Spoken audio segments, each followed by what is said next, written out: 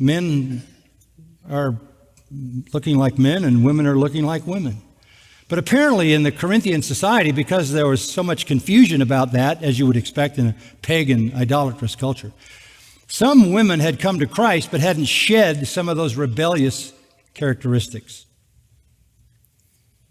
And perhaps some of the men as well. There may have been some effeminate men, sure, because what does Paul say to the Corinthians in 1 Corinthians 6?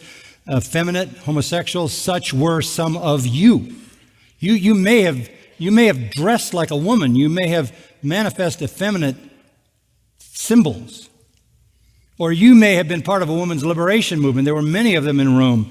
We read about women running around with spears sticking pigs, women wearing armor, carrying swords, women shaving their head. All these kind of rebellions were part of the ancient world.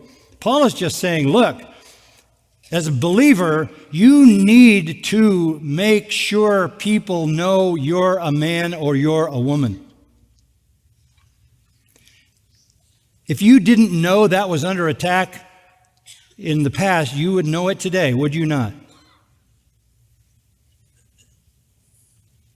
A man with a head covering was effeminate. A woman without a head covering was masculine. Symbols are important. Our culture has popularized fashions that blur those lines. When you go shopping, guys, go to the men's department. And if you can't tell whether you're in the men's department or not, go somewhere else. Ladies, go to the ladies' department.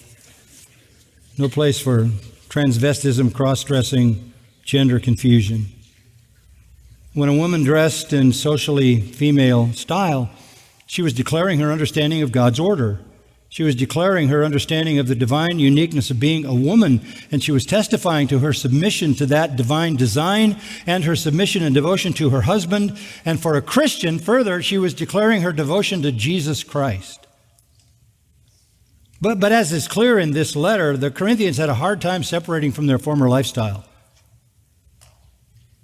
And they needed to be instructed to do this. Head coverings aren't the issue. Wearing those symbols that clearly designate you as a woman, that's an issue.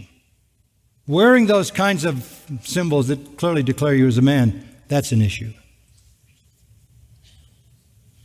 And this is God's design.